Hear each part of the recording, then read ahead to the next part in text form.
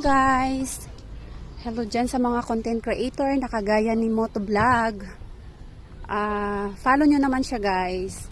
Legit supporter po yan. Nandito po siya ngayon sa City Hall ng San Jose del Monte, Bulacan.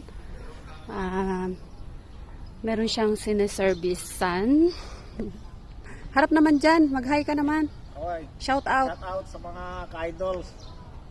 Dito kami ngayon sa likod ng City Hall, San Jose del Monte, Bulacan. Yan. Yan guys. Follow nyo po yan siya guys. At siguradong babalikan niya kayo ng pagmamahal. Na sobrang pagmamahal. Di pa, kulang pa.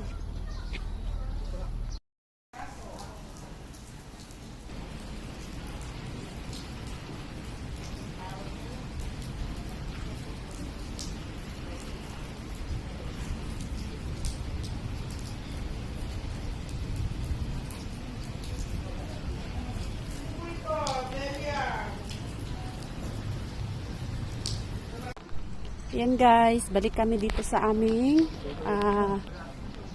kung saan sa waiting area kasi mga 11 pa yung release ng pera ni Motovlogs. Yan. Thank you guys. Bye.